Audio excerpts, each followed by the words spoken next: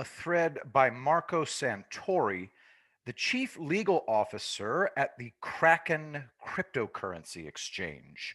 Breaking: U.S. Office of the Comptroller of the Currency proposes rule prohibiting large banks from discriminating against legal but disfavored customers like oil and gas biz, independent ATM operators, and of course, crypto companies. Crypto OGs know the single greatest impediment to widespread adoption has been and continues to be the lack of access to banking services. In its early days, Bitcoin was caught up in Operation Choke Point, and crypto more broadly is still caught up in it today. Operation Choke Point is a long standing effort by political powers to cripple the growth of industries that were perfectly legal but that they found distasteful. Instead of getting Congress to pass a bill outlawing the industry, they just got regulators to make their lives tough by leaning on the banks to shut down their accounts. First, it was adult industries, then non bank financial services, then, of course, Bitcoin companies, and now crypto companies more broadly.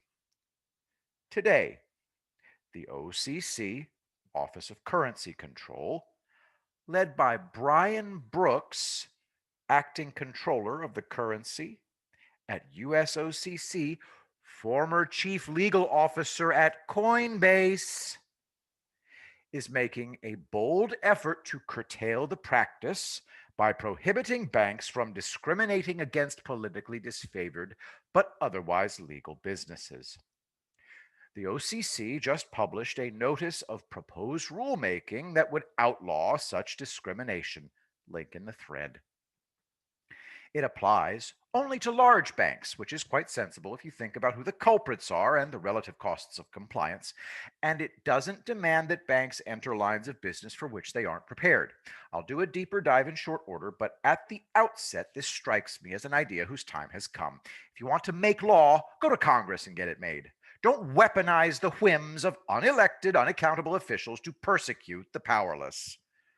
Wow, check out the language. Quote, to provide fair access to financial services, a bank shall make each financial service it offers available to all persons served on proportionately equal terms. To provide fair access to financial services, a bank shall not deny a person a financial service except as justified by such person's quantified and documented failure to meet quantitative, impartial, risk based standards established in advance.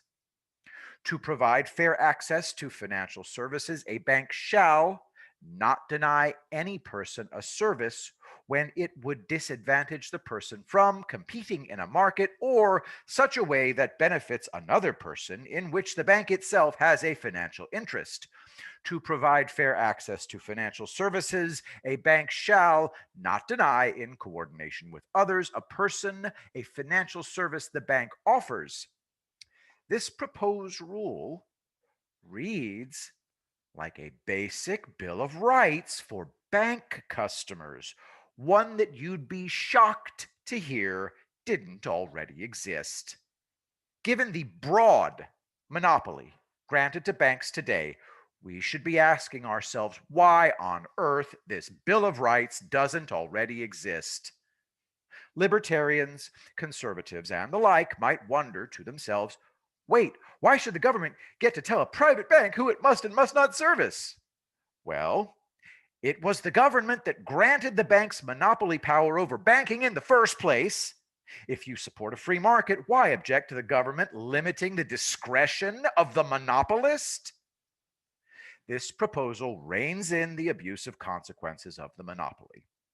Should Democrats and other left leaners object? Goodness, I hope not. It's these very same abusive consequences that drive up the prices of basic financial services, check cashing, payday lending for those who need them most. So, school me. Besides the purveyors of national choke points, who should object to this? Just type your response here. Don't respond to the OCC with your comment. Just do it all right here in the safety of my crypto Twitter thread, where it can't hurt anyone. I will be the greatest president that God ever created.